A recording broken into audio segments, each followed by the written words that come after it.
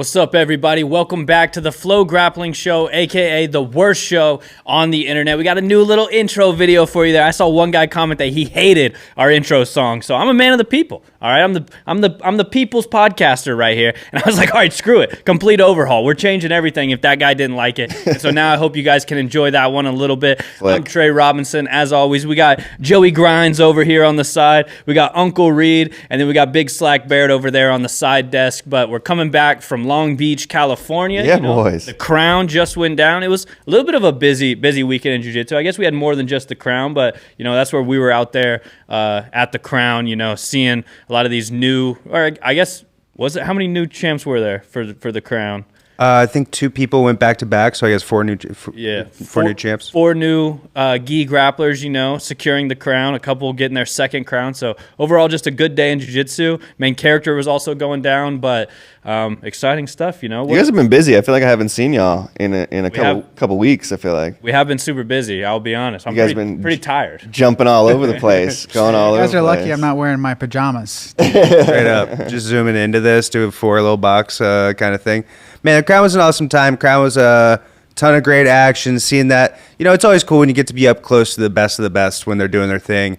And that's what it was. It was the best of the best. Guys like Pato, guys like Adam, Gabby Pessanha, BSM. Everybody was so impressive, right? And being a part of an event like that is always a really cool time. Yeah, in terms of gi jiu-jitsu, right? Like these are the biggest names, the world champions and stuff like that. So I feel like you see some of the best jiu-jitsu at the Crown. If you're interested in gi jiu-jitsu, watching Tainan, watching Andy Murasaki, watching Adam Wardzinski, watching Gustavo, like all these guys just have like lights out jiu-jitsu. So always fun to see them kind of do their thing, especially in the gi when some of those guys don't, Pato, we see a lot of Pato recently.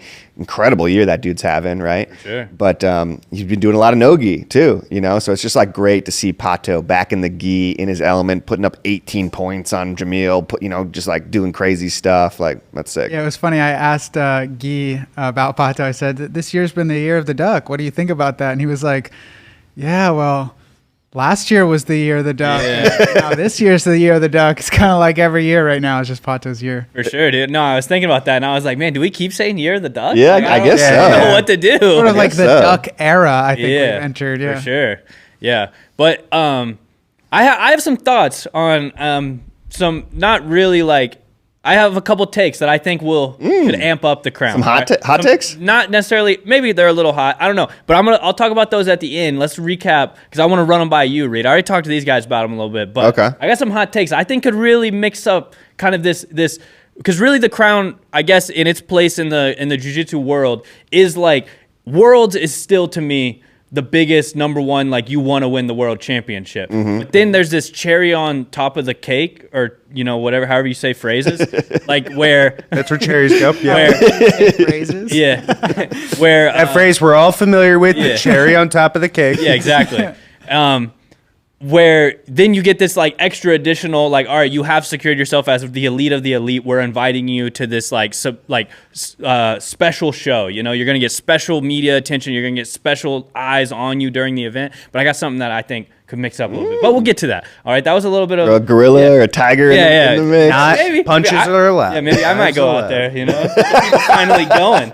But no, I think there's a lot to talk about from the Crown. But I want to start with Adam Wardzinski because Adam Wardzinski, to me, if it wasn't the year of the duck already, and for the next 5-10 years wasn't the year of the duck, then maybe someone else could have a year, and maybe it would be the year of Adam because Adam told us in an interview that this has been the best year of his life. Awesome. I thought that was cool to hear him say, but also just like watching him go in and win the Crown after winning IBJJF World Championship and doing it against Gustavo Batista in the finals, one of the best gi grapplers ever, to be honest. Like a dude who's just, when you watch Gustavo Batista, he's so dominant in gi jiu-jitsu that it's like, how can anybody beat this guy?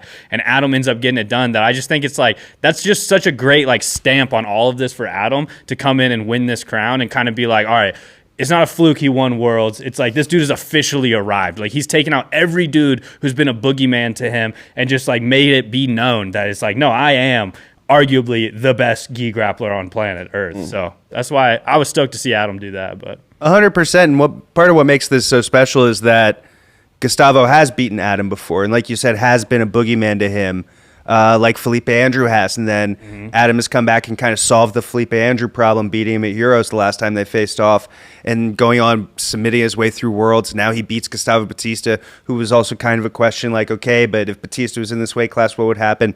Adam's still the guy. Adam is the man. The new Gi pound-for-pound rankings have him as number 3 in the world, only behind Pato and Mika. And it's unbelievable. Kind of crazy at the end. We got to talk about it a little bit. He takes his belt off and kind of teases laying the belt down in retirement. Not yet. Not yet. Adam. Thank God. I'm so happy. Oh, my God. It would have been. Not yet. Go ahead, sorry. You got it. No, sorry. I just was going to kind of agree with you on that. It's just incredible to see what Adam is doing out there. And I think, like, I don't know what your kind of alterations are, but I think that this is what's good about the crown, is like Adam had this run, this kind of once in a lifetime run at Worlds, and it was like, holy smokes, sometimes these guys, just have a day or just have 2 days, and nobody can beat them, but it's like, is he really at the top? Is he really the best? He comes back at the crown and really doubles down, solidifies his spot as the number 1 guy. I remember back, I think it was like 2018 Pans. You might be able to check this on me or whatever. Leandro Lo match? Yeah, where he beats, Leandro Lo, RIP to the absolute legend. But 2018 Pans, I believe he beats Leandro Lo, and it's like, oh my God, we've been waiting for this. We've been waiting for Adam Wardzinski to have this breakout moment, this incredible moment. He submits Leandro Lo, and Leandro Lo's at kind of the height of his career, and it's like, whoa, man, like Adam's gonna do it. Adam's gonna kind of like finally get over that hump, and then you look, and it's like, oh no way, he has Gustavo Batista in the finals. Ooh, dang, that's gonna be kind of a tough match, and then they have that match, and of course Gustavo kind of does what he does and beat Adam that day. So it just wasn't quite the like coming out party that you wanted for Adam Wardzinski. Fast forward, 2024, and yeah, just like you said, he's the best in the world, and he really solidified it here at the Crown. 100%, dude. There's like two aspects of the crown I've been realizing. We kind of like, this was in one of our preview podcasts, we kind of started diving into this, and it made me, I think, understand better of like what is sick about the crown. And to me, it's kind of like you said, for Adam, it was the ability to put his stamp on like his arrival. It's like, you didn't just come and win a Worlds and like, oh, this guy's here, this happened and this happened at Worlds, so oh, whatever. Then it's like, boom, all right, no debates, Adam's there. Yeah. The other side of it is like the Brianna Ste-Marie side to me, where things didn't go her way, or like, everything isn't perfect all the way through, but now it's set her up where now going into the Gi season, she just won the crown. Like, that's huge to kind of carry that with her into this upcoming Gi season, So it's like, it's almost like a 2-for-1 right now is how I see the crown. If you're an athlete looking for redemption, looking to kind of kick off a big year, it's like good for that. If you're an athlete looking to like solidify your place at the top,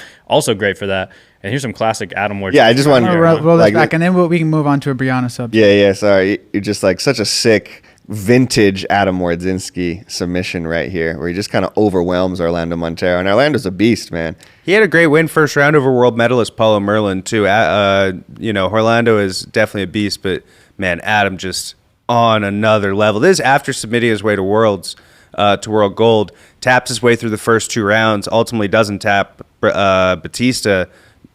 Nobody taps out Batista, right? He's so tough.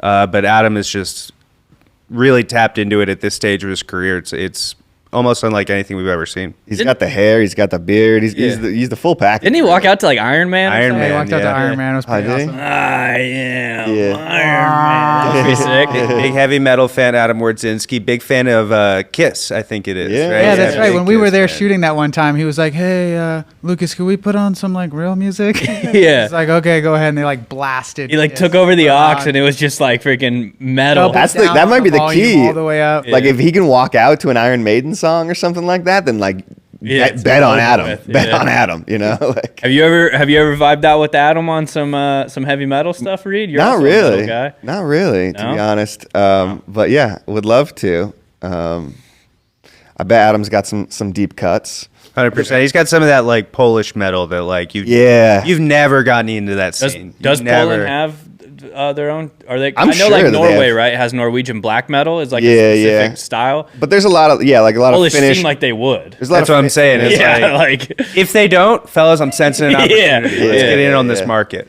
No, you know, I've been listening to this this British metal band recently called Sleep Token. You guys familiar with this? Oh, yeah? Sleep No. Token. All right. See, I wonder if Adam's listening to them. All right, let's get They're pretty cool. Adam, let us know if you're watching and you're listening to Sleep Token. Let us know. And also, Adam, if you are listening, I guess that's pretty cool. But second of all, let us know about the Polish metal scene. 'cause Yeah, we're obviously I not don't hip know. to it. I don't know. new theme song. Let's see. Ooh, we changed it ooh. one time. All right, I'm on board Yeah, with that. true. Get some Norwegian black metal as the theme song, dude. Get it up.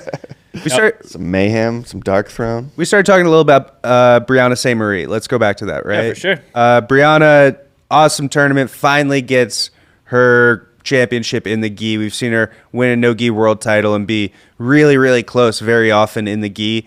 World silver medalist this year, and for her to finally get it, I thought that was one of the like kind of feel-good stories from the crown, like you were kind of talking about earlier. It felt really cool to see. Definitely, yeah. And for my money, she hit the best submission Yeah. of the entire tournament. I think this is such a sick submission here that she gets on Gabby McCone. I'm a sucker for some slick close guard action. What makes it so cool? Talk us through. This is just some vintage Brianna Ste-Marie close guard. It's Yeah. not the best angle right here. I feel like we're kind of on the looking at their backsides there, but you know, right? She just kind of you think- muscles this sick cross choke, and Gabby's a gamer. Yeah, Gabby's a Gabby's beast. so Like you tough. don't just tap out Gabby McComb, you know. So the fact that like this is just like an on cross choke from close guard against a really game opponent. Come on, what's sicker? nuts. What's sicker than that? Yeah, she had Adele in her corner too. Adele was yelling like. Adele is so suave in the corner. I'll be honest. Like she brings daddy energy to the corner as well. So that was a pretty sick moment. Do you think Brianna has like the highest? Look at over. She's pumped Yeah. about it too. Yeah. Do you think Brianna has like the highest actual finish rate from close guard? Like there's a lot of people It's who up play there. close guard very well and like have really cool close guard, but it seems like she always just gets it done in close guard. Yeah. It is pretty sick. She's climbing towards Roger Gracie, Shanji, you know, status. Yeah, That'd be epic. She's climbing towards it. Yeah. Yeah. they're still off in the distance maybe a little bit, but Brianna's absolute killer with the close guard. And so is Adele, and it's kind of cool seeing they have this like just like women's jiu-jitsu crew that's been going around. Nadia Franklin, Sula Lowenthal, who's also at ADCC, and just like getting awesome results clearly. And another close guard killer, Adele Fornerino. It was cool seeing Daddy over the weekend interview come to the site. Her talking Close guard's about coming back. WNO 25. Close guard coming back. I think it is coming back. I was seeing it a lot at Worlds, I felt like, as a way for people to combat all that outside passing, as a way to just kind of say, like, fucking stop moving for like 2 seconds. And so, yeah, we got people start to beat out the close guard again. Let's go. I will say, like, I love casually referring to Adele as daddy. I think it's really funny, but I'm wondering I if get it's it. weird or not. I don't know.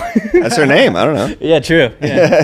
like Why when I would it be weird to call Daddy Daddy? yeah, good point. No, when I see her in public, though, I just want to be like, yo, daddy, what's good? How are you? Yeah. Like, two-time ADCC champ. That's Like, true. Yeah, you know, 100% like- has rights to daddy. That's true. Yeah. What if you were to hit her with a Daddy-O? I feel like Daddy-o. that's like Greaser me style? trying to be cool. I don't like, know. too That might be cool. disrespectful. Yeah, Papa? true. She might hit me with like, that's Mr. Dad to you. I hope It's Mr. Father. Yeah. But yeah, no, super sick seeing Brianna get it done. It seemed like it obviously meant a lot to her. You know, I know she's been like kind of right there at the top a lot of times to kind of Yeah. like finally push over that edge and get the win. Seemed huge for sure.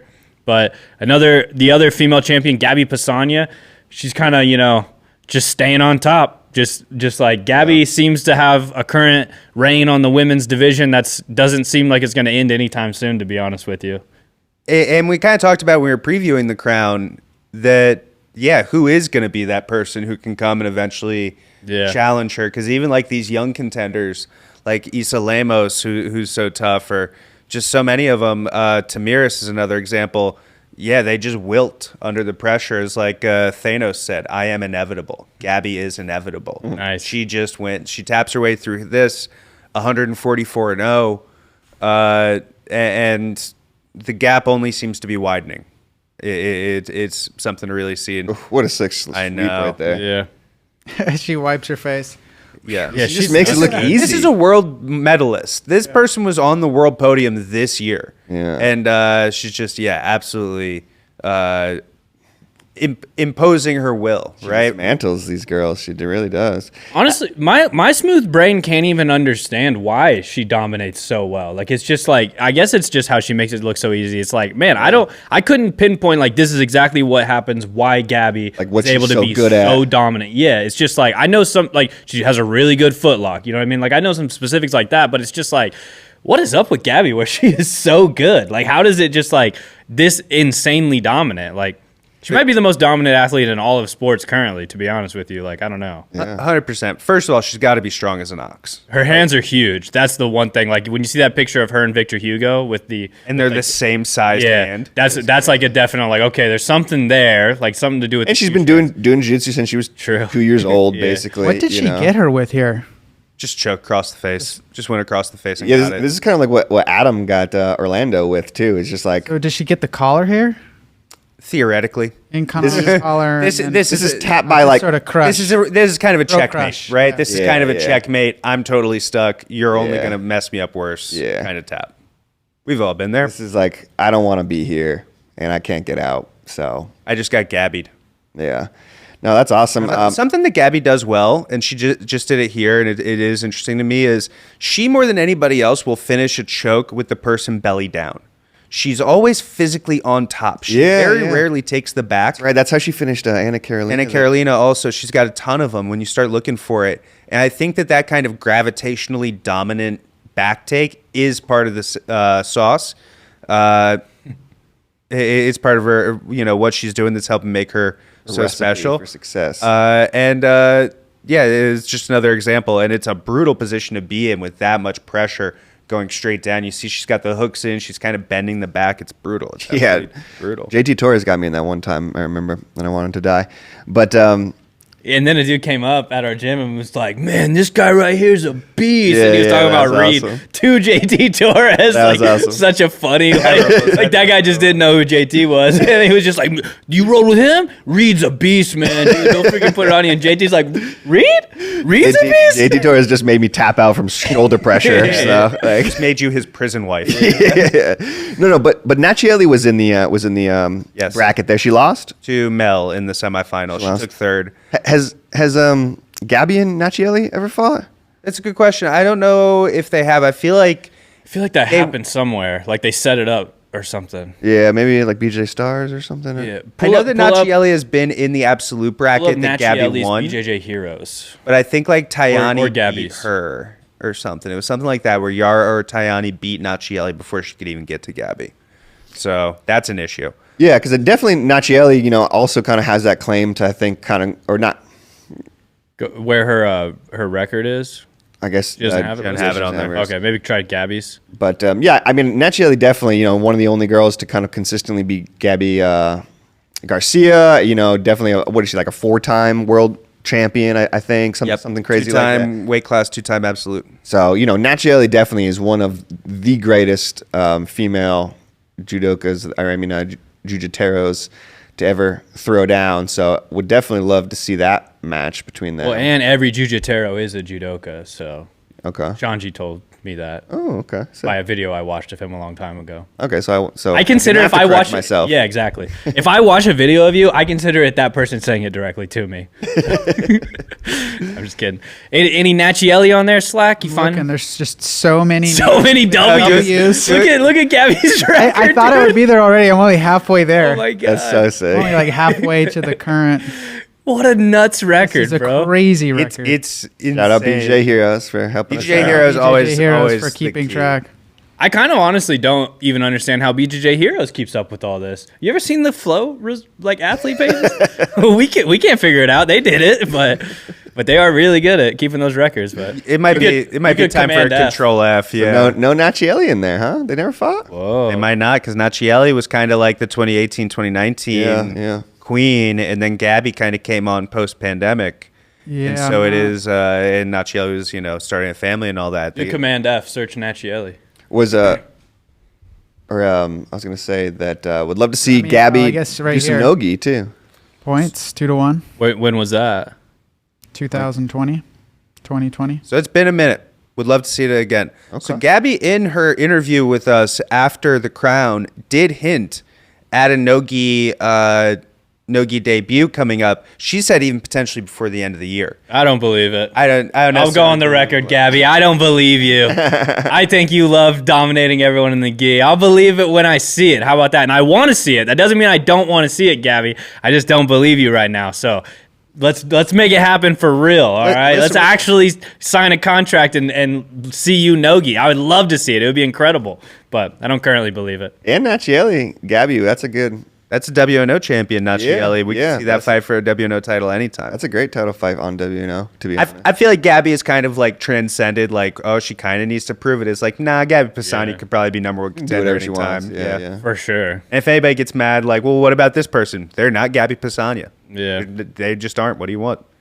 So another person I want to talk about is Andy Murasaki, because Andy did have a great run. He looked incredible. I know Andre and him, mainly Andre actually, like Andy wasn't talking as much. Like we kind of did an interview with him, but he didn't want us to use it and stuff, which is no problem for sure. But appreciate an athlete actually like telling us that as well. So, it's nice to you can communicate to us. If you don't want us to use something we got, just tell us and we won't. But Andre talked a lot about Andy, like just being kind of like very focused in the zone for this one. And he did come out and look like a kind of new and improved Andy. But ultimately, we left without complete satisfaction from this one. It was a weird ending there where I guess Tainan re-injured his hand in the match with Elijah. Guy was telling you, right, that and Mason was telling us that Tainan broke his hand like 3 weeks ago or 3 months ago. Yeah, like a month ago. Something like that. They had x-rays of it and everything. They wanted us to post it on Flow, which I think would have been kind of funny, but we didn't post it. We did not post x-rays. We're posting x-rays now. But actually, though, we'll get back to Andy. Anybody seen Tainan in a cast? I haven't seen Tainan in a cast. We're waiting for this one. We talked about it just last week. We never see anybody in a cast. Yeah, we're hoping Tainan now we got first. Could be Tainan. He's set records and broken barriers before. Yeah. It could be another one. I almost feel like that might be a little bit different compared to like an arm cast from a submission. Definitely. This arm bar. But man, I felt like we could tell like pretty quick after the semifinals, like the energy really shifted with that crew, and they really started trying to go to their own little private place and start to figure something out. So we started having some questions then. And then it came out that Tainan cannot do the final. He's on his way to get his hand worked on right now. It sucks because like they both looked so good. They both came out and had first rounds that were very like kind of technical battles. And then in their second matches, they both submitted. So they both were on this like perfect crash course where they had a great fight first full round. They're all warmed up. They get the submission on the second round and they were primed. Like Andy was completely in the zone. It was like really like, okay, this is going to be a really great match. He's in the zone. And then, we just didn't get to see them. Yeah, this is his first round that's playing right now with Mauricio Oliveira, right? I think it's the second. This is the second. This is semifinal. So it would have been this, and then he would have faced Tainan right after Tainan beat Elijah, right? So they both get submissions in their semis, and then it's like, let's go. But so what do you guys think about them not having the final? Like, I do understand it to a certain extent, but I also feel like they found out with enough time where like maybe they could have put like Elijah back in potentially or somebody. Do you feel like that would have been proper? Or do you feel like with everything considered here, it might have been a little too complicated? I just think it's a really hard place to be honest with you. And it's like in the moment, especially hard to be like, all right, here's how we're going to shuffle everything around and make this move this and, make it make sense. Like there's always going to be some sort of like dispute against however you end up doing that in a situation like this. So I don't know. I guess my take is like it's a place I wouldn't want to have to be figuring out how I'm going to do that. And I always think too about kind of how we did that a little bit with when Andrew fell out of who's number one and PJ kind of got slotted back in, and then it didn't end up being like obviously PJ is very capable of beating Mika, or not, maybe not obviously, but he had that great match with him at ADCC. So obviously PJ just like wasn't in the right mindset at who's number one. It didn't end up being the right representation of what that match should have been. That's definitely for sure. Yeah. So I don't know. I just don't know what the right thing to do there is. It's a really tough situation. Yeah, because it is a bummer to see, for Andy just to go out and not have to fight the final, because like that's why we all tuned in, right? Especially to watch a guy like Andy Murasaki kind of do his thing. So that's a bummer, but I think good to see Andy get the win ultimately though. I think he's been right there. We've been watching Andy for a long time, since he was like a blue belt. He's been kind of a young prodigy, kid who we watched win blue belt, win purple belt, win brown belt, and he kind of hasn't quite arrived yet at black belt, just because I feel like he's got so many high level guys in and around his, like all timer guys. Yeah. Mika and Tainan and some of these other guys. He's just kind of run into them. But watching him at this tournament, it looked like he was like, okay, no, I know I need to like be ready for these Mikas and Tainans and stuff like that. And it looked like he was ready to kind of, like you said, show kind of a really new and improved you said new and improved Andy Murasaki, but didn't quite get to show it. But next time, hopefully, we'll see one of those big matches with him. But I mean, either way, he is the crown champion. Yeah. So it's, and like you said, those other two matches, he looked great. Mauricio Oliveira is a stud, another guy we've been watching for a long, long time. Who's put it together recently. I've been putting it together recently, and Andy just kind of dismantled him. So yeah. So I mean, Andy definitely for sure got it done. All Andy did was show up and freaking make it happen every chance he could. So, it wasn't his fault. He couldn't do the final, but definitely I would love to see that match again. I know we've seen it a couple times already, but it is like, you want to see it when Andy's like in his prime. Tainan both are like ready to go, full force, but I'm sure they'll run that back probably a bunch of times depending on what weight class, probably Andy chooses to do and stuff at Worlds and all that. Tainan also, so to jump back over on the Tainan side of thing, Guy keeps telling us how Tainan's going to go after the Grand Slam this year. So I'm hoping this hand injury doesn't kind of deter the plans of that, because he was like very adamant, and like it's in all the all access, it's in the interviews and stuff. It's like on the record that Tainan wants to complete the Grand Slam. They took a step back from the gi major competitions in order to kind of ramp up Tainan's no gi career some, and he thinks they successfully did that, and now Tainan wants to go back, capture the Grand Slam. So I hope this doesn't kind of deter those plans, because Tainan going after the Grand Slam would be a pretty epic year, and with that you're going to get some pretty insane matches. Like you're going to get him versus Andy, you're going to get potentially him versus Mika if Mika's in the mix, so I hope that still happens. That'll definitely make Euros in late January a lot more interesting. Guess he's got 2 months, right? So that's what I was thinking, kind of like how long will it take him to get where he needs to be to feel confident to jump in? I mean, going by how these guys tend to go, I'm sure he'll be at Euros and he'll look just fine, Yeah, I actually did see a video of him training with like a hand wrap thing. Right, yesterday. So I don't know. Jump right back in. Yeah. But all right, who haven't we talked about yet? Do we I know we talked about the year of the duck, but we touched on Pato. I just thought I'd bring up this closing sequence with him, because we didn't really get to see. Yeah, Pato's the man. Such fun jiu-jitsu, man. He's such a cool guy, too. When you talk to him, he's such like a little goofball sometimes. But then he just hits the mats, and he is. Oh, I almost got the sweep there. So that was that moment we were talking about earlier, where it's like Joao was kind of like pulling it up on him for a second here. There was like a sweep incoming, and he sort of balances it out, and then he's like, okay, I'm done with this. And that's what I thought there. I was like, wait, is there 10 seconds left? And I was like, oh wait, no, 2 minutes and 10 seconds left. And I was like, okay. Joao did have a pretty great showing though. He beat Kennedy first round. Who do you guys remember? Adamir Barreto, second round, world silver medalist. Yeah, he had the best run of his life, to be honest. Like at the black belt level, I don't know if Biznaga has ever had a tournament this good. He's been in the game for a minute. He's not like a first year, second year black belt or anything. He's kind of a veteran at this point. And he really put it all together and just had an awesome, awesome run here at the Crown. Makes the finals, but Pato is just a force of nature. And boom, snatches the neck, has the collar. There's the tap. Like that was a crazy finish too. Like he didn't quite have like the right angle, but he was still able to finish.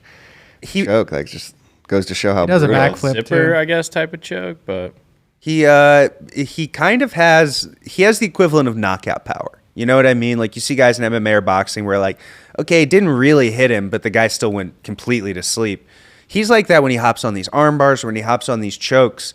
Is guys are going out, arms are getting busted, legs are popping, in a way where we just don't see that with a lot of guys, and it's not anything like malicious. He's not being a mean guy. He just has knockout power.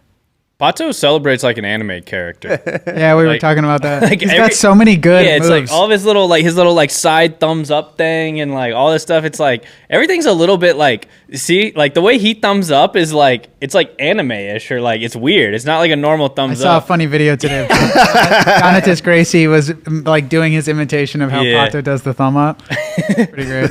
I mean, it's pretty sick to be honest, but it is Here like, it comes. Whoop, yeah, boom. even like his backflip is like a weird kind of, it's like not a He hucks traditional- it. Yeah.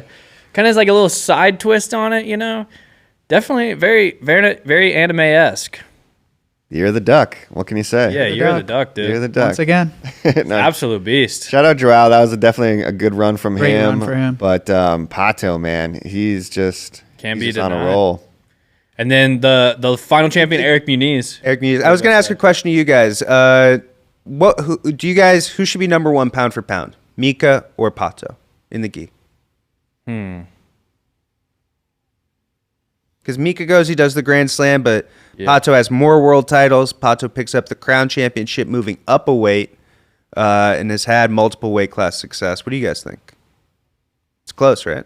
Could go either way. It's close, right? Go either way. I don't know. I'll vote. You know, for what have you done for me lately? I'll vote for Pato. What a great assessment.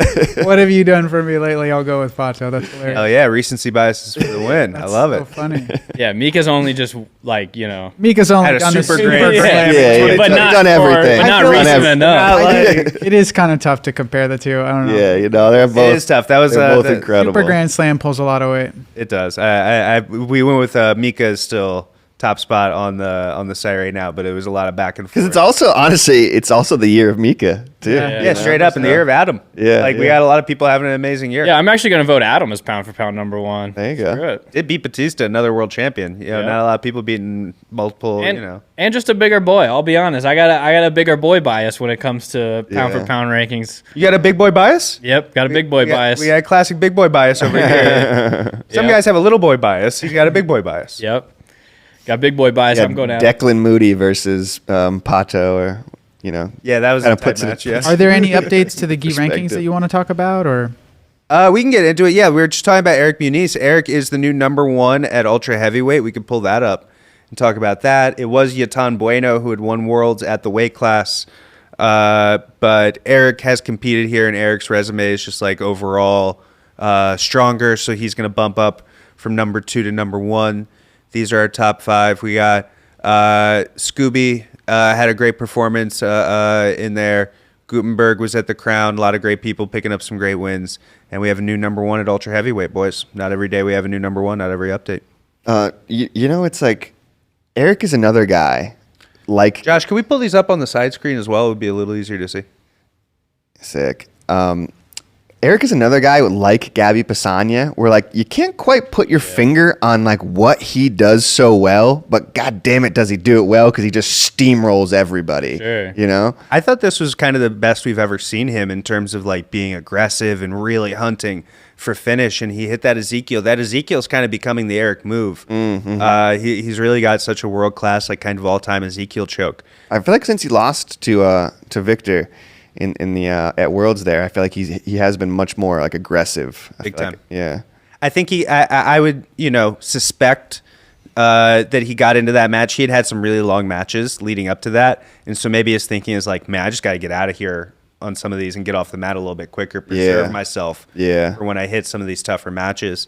And he's the man.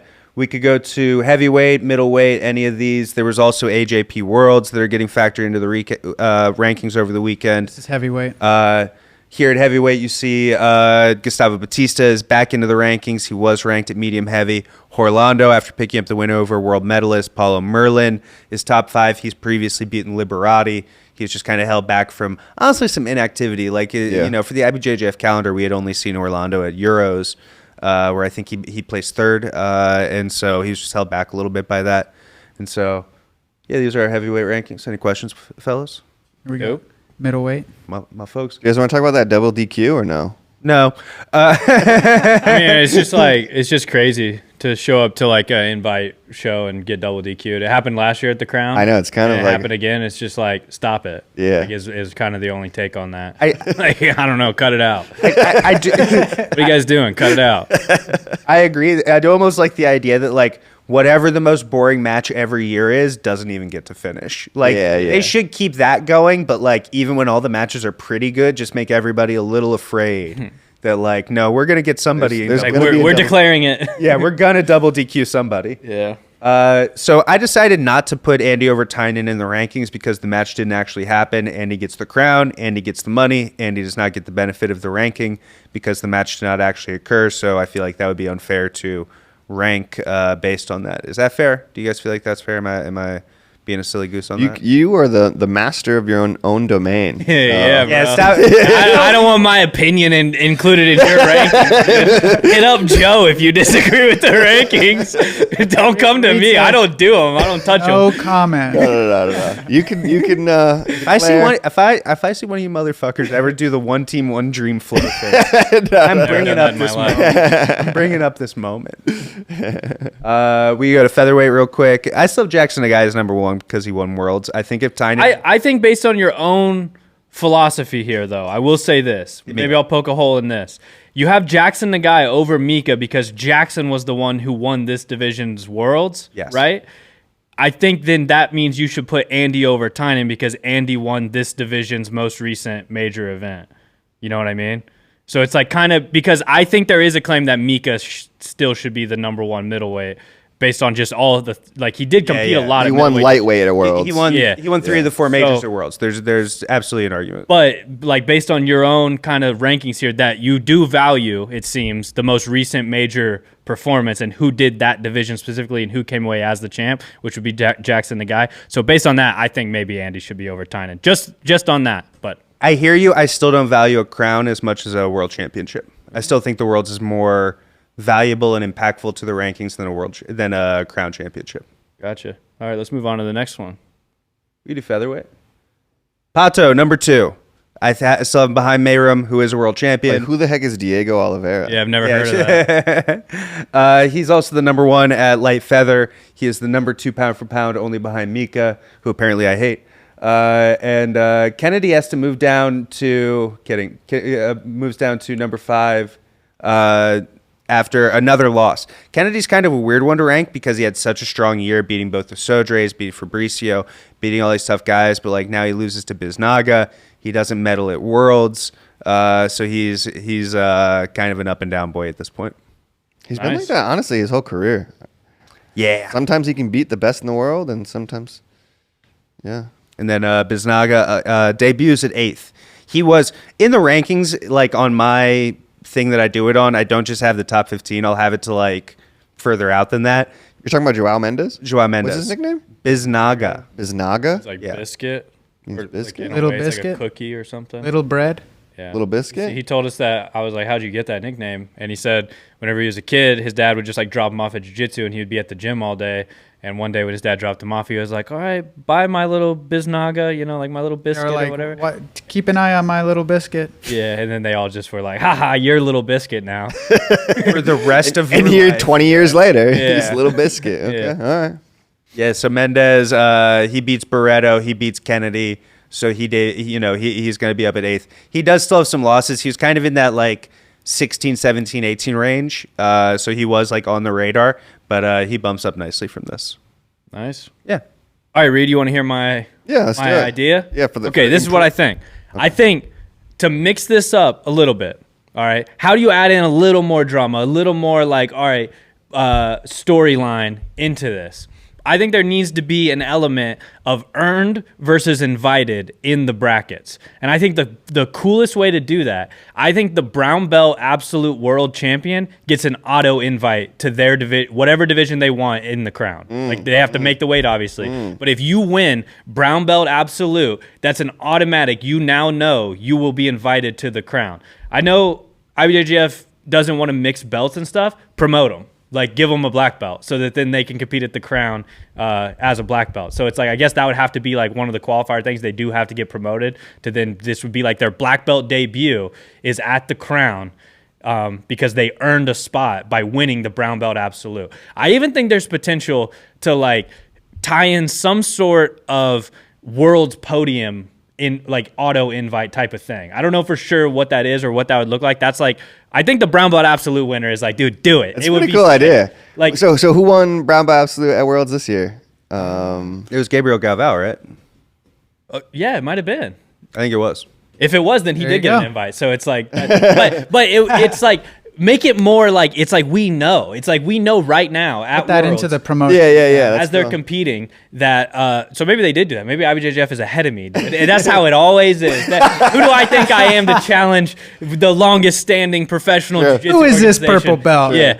But I hope they did that. That's cool if that was I think it sounds like a cool idea. I like the earned versus given, kind of just having a different side of things. So it's, kind of not just like the same guys Right. that were in the bracket or something like, or that were in Worlds or whatever. You try to mix it up a little bit. Yeah. Yeah. I think it's an interesting I know idea. they do different division stuff for the crown, and I don't know what their plan is for next year's and like what division stuff. But let's say they do heavyweight again. It's like, all right, auto invites, Adam Wardzinski, Gustavo Batista, and someone else maybe. You know what I mean? Like just like two people that clearly make sense to be invited, and then three of the invites are going, or like one of the invites potentially the brown belt absolute world champion if he like wants to do heavyweight. The other two, maybe it's like a podium thing. It's like if you podium at Worlds or like some points thing, I don't know, but like something where it's like there's a clear way to like earn a spot at the crown without I don't know if like going full qualifier style would make sense. I think there's just a way to tie in the current like major schedule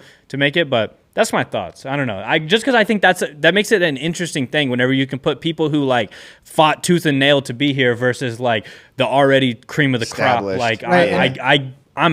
I'm who I am, so I get to be here type of dynamic, Wouldn't it be cool, like you were saying, like even if that is technically what happened this time, if at Worlds, You know. when you go up to the podium because they even say it, and receiving an invite to IBJJF's Yeah. 2025 The Crown, like because now it's built into the storyline ahead of time that you like earned a spot. It's almost like Flow Wrestling's who's I number was one. They about to give a bring that golden up. ticket, right? Like they give golden tickets to the kids who are like, all right, you officially get to Sauce Zapato is gonna be at who's number one. It's a good idea to just tie Worlds and the Crown together, Right. as just like the most important tournaments of the year, For sure. That just makes it such a sick absolute bracket too. If like these dudes are like they're competing to be on the biggest, arguably Yeah. the biggest like not super fight show, but like professional production show for Well, it's like winning brown belt absolute, basically guarantees you a match now with Adam Wardzinski. exactly like a black belt world champ. A bracket for 20K. Yeah. You know what I mean? And Like, 20K. Straight up like an opportunity. That's your path. If you want this big purse, for some of these, especially some of these Brazilian kids or something, that's an enormous For sure. chunk of change. Something that I would kind of like to see, not maybe replacing the crown, but just think as a side thing would be really cool. Team duels. Let's decide who the best team is in jiu-jitsu with team-on-team duels. In the gi, we could do the exact same 6 weight classes. Atos, bring whoever you want for these 6 weight classes. AOJ, Alliance, we can, tell who the best teams are based 10th off Planet. of 10th Planet, of course. In the gi, in the gi. Hell yeah. If they want to Get 'em show out up there in in the the gi, gis. if they want to show up in the With gi, a bunch of white belts on? yeah, honestly, no, they would have like tie-dye belts and stuff. Right, They would right. just have like these crazy belts. Oh, they can keep their belt. Yeah, they're black belts. PJ's a black belt. All those guys are black belts. No, but I just think like some team-on-team stuff to just say like who is the best gi team in jiu-jitsu. Like that pyramid would be rocking for some of be those cool. That'd be cool. matches. That would be sick. No, yeah, duels in wrestling are like some of the Yeah. funnest things, Well, It's like- and then you could just get two, whoever guys, but like, no, this matters. This matters as much as like Adam versus Gustavo Batista is going to matter in this match because like we need it for the team points. I love it. All right, there we go. Let's put it in blood or something. Nah, I'm just Let's kidding. take over the world now. Yeah. Next step, I'm pretty sure. Yeah.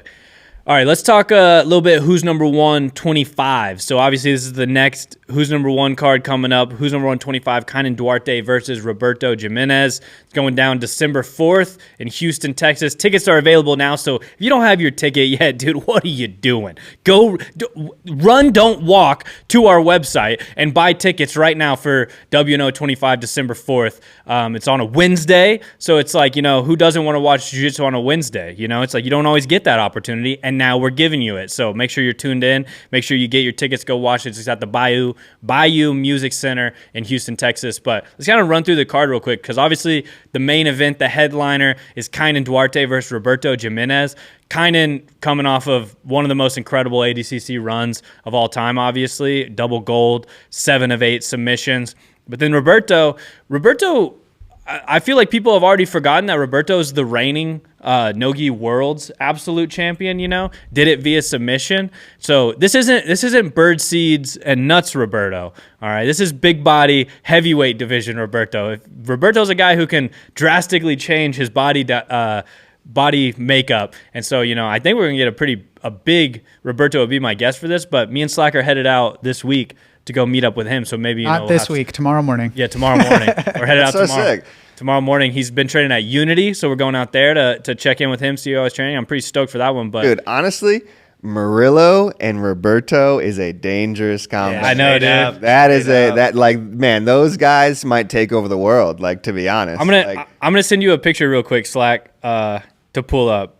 It's of Murillo and these dudes. Those guys might just kind of figure out jiu-jitsu just completely. 100%. They're going to come out with a completely new limb to submit and a new way to submit it. Yeah. I don't know how they're going to do it, but there's going to be some spiritual battle going on that Kainan just isn't even going to be aware of. Yeah. Submit the ego. Man, this is a pretty. I think this is a great match. I think that we've seen Roberto pull so many upsets over the years, over so many big names. And I think that this being our first chance to see Kainan in kind of this new era of Kainan, I think that this is going to be an awesome test for both guys. I don't know anybody who's ever just walked through Roberto Jimenez. Even the best guys in the world, it's always a scrap. It's always a battle. And Kainan is a guy who has been upset in the past, right? Has given up his back, and Roberto has an ability to take anybody's back. I think people who are trying to say that they know what's going to happen are being some silly gooses. Yeah, no, all joking aside, Murillo, one of the best coaches in the world. And, I feel like the kind of last couple years for Roberto, he's been bouncing around so much, maybe not quite had a home gym or whatever. So to see that Roberto is taking this match super seriously and is going around to people. Yeah, I know he was out in Houston. Was he training with Pedro? Mm-hmm. Yeah, training with Pedro out there in Houston for a little bit. And he's going to Unity training with Murillo out there. Or he was not Pedro. He was with Mateus Gabriel and those guys. Oh, okay. Katie. But Mateus Gabriel. Yeah, we got a photo of it. Yeah, let's look at this photo. I want you guys to break down, zoom in real big on it for us, because maybe put it on the side. The big thing with this is Murillo's no-gi fit, dude. This dude is rocking just an old holes in it baggy white shirt and cut off gi pants. He was like, oh damn, I forgot Roberto was here for WNO no-gi training. This is a legendary look. Better cut these gi pants into shorts. Look how good Raul looks. He does, bro. First of all, Raul clearly drawing all the focus. Raul could be younger than both Murillo and Roberto. He looks like true. I'm gonna let you know, Murillo did not forget. This is just exactly what Murillo's plan was. Yeah. Murillo could have known with 1 year having a ticking clock in front of him. True. This is the exact choice he would have made. This is just him. Yeah, Murillo is not a frills and fancy kind of guy. He is very much about the roots. He's very much about the simple stuff. Can we go back to the outfit, though? Because I just want to run this by you guys. Yeah. Is this acceptable? Because I'm really feeling this right now. No. This is acceptable. Can I do this? I would not pick you to roll in the gym if this is what I saw. This is the thing. It's 100% acceptable. And so Chase is actually the one who sent me this and was just like, unreal fit on Murillo. And I was like, yeah, dude, it kind of makes me question everything I've ever worn to a no-gi session. Yeah. That's awesome. But I will say, you can't suck if you wear that. Yeah, you have to be really good at jiu-jitsu. Just like a Hanes white tee or like. But my thing with this is, though, it almost is frills because he had to cut the gi pants. You can just wear gi pants, bro. Yo, those ripped. Somebody was Toriando passing. They just he ripped probably off. ripped them. I also think you're underestimating how if Murillo wants to tear off some gi pants, it's as simple as like a piece of paper for a lot of people. He just grabbed the gi pants and moved his hands in a gentle fashion. They rip apart. One time I got to train with Murillo, and I was on the verge of puking on the mat because it was a comp class. I was rolling with everybody in there, and Murillo had a broken arm, and he had his arm wrapped up completely in a garbage bag, and I felt so dead, but I couldn't really say much because I was rolling with Murillo, who had a broken arm, that his arm was wrapped in a garbage bag, and he just told me that No excuses. He just told me, don't worry, if I need to go puke, just run to the door, puke, just come back, and we can keep rolling. So Did you? Yeah. No, I didn't puke during the roll. I puked after the roll. Nice. Did you get in the shower?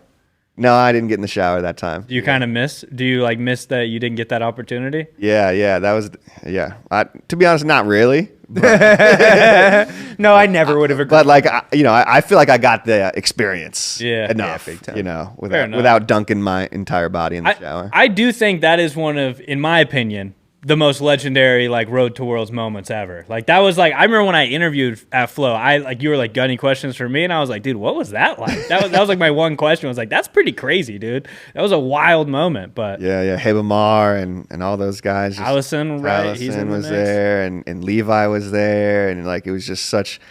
Yeah, that time in New York, especially, where you could go to Marcelo's and hang out with Dylan and Tinoco and Denise and Marcelo, obviously, and then you can go right down the street and go to Henzo's and see Gordon and Craig and John and Gary Tonin, and then go right across the street, basically, and go to Unity with Levi and all those dudes, Taliesin, Hebamar. There's Bones, so many. Bones was there. So many good guys. Just the Meow Brothers. Yeah, Meow Brothers were there. That's right. No, so it was just 3 gyms that were just all right there in Midtown Manhattan, and it was just the craziest group of guys who were just all killing each other, and it was a crazy time. I feel for jiu-jitsu cities post COVID, New York. Kind of the one that took the biggest hit, I feel and the one that kind of never really did bounce back. Well, that's why I'm so excited that you guys are going to Unity, to be honest, to go see what Roberto's up to, and Murillo really is one of the best minds in jiu-jitsu, hands down. We don't get to hear from him enough, to be honest. That's just his thing, though. He doesn't love the media and whatnot. But it's just awesome just to see I want to see what Murillo's got going on over there, what everybody's doing over there, because it's been a minute since we've gotten to go over to New York, and especially Unity. So I'm stoked to see what you guys come back with, for sure. Yeah, definitely. I'm excited. It's going to be cool. This year at Worlds, I was going around asking different coaches and athletes what their favorite moment at Worlds was. And I think the second day I might have had a second question that I was doing these small little videos. And I asked Murillo the first day knowing he was going to say no. You know what I mean? But I should offer him. What if he says yes? And he says let me think about it, And then I came back kind of later because he said, think about it. I was like, maybe. And he's like, nah, I don't think I'm going to do it. Yeah, and I asked thought about it. I thought about it. I'm not going to do it. And I asked him again the next day. I was like, hey, man, do another one. And he said, hey, brother, I'm going to be honest. I'm not going to be in one of those videos. Good luck with what you're doing. Yeah. I won't ever be in one of your videos. I'm going to be honest. I'm not going to be in one of those videos. I know. Definitely a legend, bro. Yeah. So who's number 1, man? That's going to be sick, though. For all the people saying kind of what does this match mean, I think, Tainan versus Roberto, like you said, reigning kind of no-gi absolute champion, IBJJF, reigning absolute champion, ADCC, two guys who are in the prime of their career. Obviously, 2 guys who are taking this super seriously. This is exciting jiu-jitsu at its best here. What more could you want? It's obviously hard to ever bet against Kainan Duarte. It's he's just a dude who can beat anybody at any time.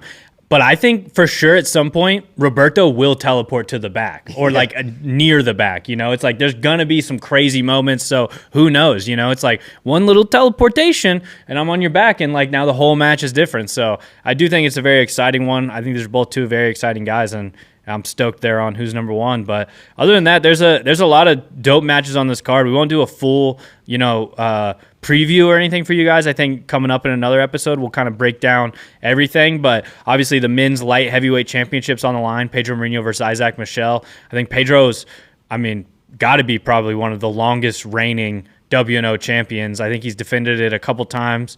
So one of the most solidified WNO champs we have. Adele Fornerino versus Alex Wynn for the women's strawweight championship. So obviously Daddy is super hot right now, so it's exciting to get her on. Alex Wynn, a very game opponent as well. And then who else we got? We added. Can we talk about Max Hansen and Carlos? Yeah, let's talk about that a little. We added Max Hansen and Carlos Enrique after their Nogi Pans match, and then also Daniel Sattler replaced Andrew Tackett for the match against Faburi. Andrew Tackett had to pull out due to injury. But Daniel Sattler, man, he's been on tear. Obviously had a great performance at the last Who's Number One. Faburi, if you're not familiar with him, super exciting dude as well. So I think these two guys are gonna, like two cats fighting in a garbage can. 100%. They know, as the phrase goes. That's how you say or however phrases. However you say phrases. Can we give out some phrase books before the next Two cats in a garbage can. Knowing phrases and words is the lowest form of intelligence. It's overrated. It's like, yep, it's a joke. So I think Sadler and Faburi, they were both GF team as juvenile blue belts. And so I would expect that they know each other a little bit, have some history. Speaking of history, I think it is cool to see Max and Carlos on this card after a little bit of a rivalry kicking up, right? You mentioned they met each other in the Nogi Pan finals and then started going back and forth online. Max, to an interview with us, started talking about how he didn't appreciate Carlos, saying he didn't deserve that invite to ADCC, and that gave him extra motivation when they met in the Nogi Pan finals. Carlos, he's just saying, hey, man, I was just trying to get my invite too. And they've gone back and forth a ton since then. I love that they're going to meet here and settle it at Who's Number One. I feel like sometimes guys talk in jiu-jitsu, but they're not willing to then go put it on the line, right? They're afraid, I just talk shit. Am I going to be the guy who talks shit and loses? No, both these guys are super confident. Some of the best at this 155-pound weight class. This is an awesome fight. How did their first match go? That was Carlos winning at Nogi Worlds, and then their second match was Max picking up the win at Nogi Pans. They've been very strategic matches within that IBJJF kind of schema. That's what I was going to say. It'd be cool to see them break out of that rule set. That's what we're getting. It's like, no, actually, we've seen these guys in submission only, and they do bring a lot of action when the rule set permits. I think the WNO rule set is perfect for that, right? When there's not the pressure. The pressure's not just to win. The pressure's to win with a performance. I like Felipe Penn and Declan Moody, too. That's a really good match. Declan obviously had a great performance last time on Who's Number One. Felipe's been killing it. So that's a big step up in competition for Declan. Helena, always incredible to see Helena. I don't know too much about Leilani, but I know you guys know. Caught up with her a little bit at Nogi Pan. Super tough, Peruvian. She's trained at Fight Sports. She trained with Wagner Hocha and them. I think now she's at scrappy. She's trained with Lucas Lira and Maggie leading up to this. So I think she was registered with Atos last time I saw her, but she kind of bounces around, picks up a lot of different information from a lot of different gyms. Leilani's super tough. Bayou Music Center, definitely a fun place to. We did it there once before for the Who's Number One Night of Champions. Night of Champions there.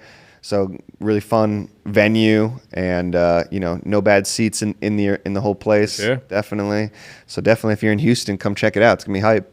Definitely. Got some cool undercard matches too. It's cool to get Julian Espinoza on. He's been kind of a guy grinding around the circuit for a while. Isaac Cordova, we recently saw him at AIGA.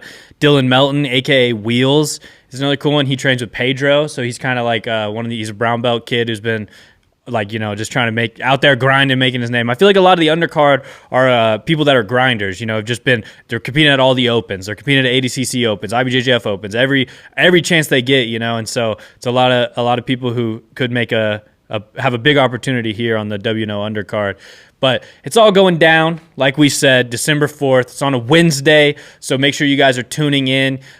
Tickets are available now. Go get them at tickets.flowsports.tv, I believe is the link. Or if you go to the homepage of FloGrappling, there's a little thing up at the top left that says WNO 25 Duarte versus Jimenez. Just click that and then click an article that has something about tickets in the title. You'll be able to get tickets for that. But also, subscribe to FloGrappling.com so you can watch all the best jiu-jitsu in the world. If you're watching us right now on the YouTube channel, go ahead and drop us a like, drop us a comment on this video, share it with your mother, write a letter, write out the URL in a letter, put pen to paper, write it out, send that to your grandma in the mail and tell her to put that into her computer, see if she can figure it out, but also tell her you love her. You know, we don't say that enough to the people in our lives that we care about. So make sure you write that you love her as well in that letter. But more importantly, make sure she goes and subscribes to FloGrappling on YouTube as well. And we'll see you guys in the next episode.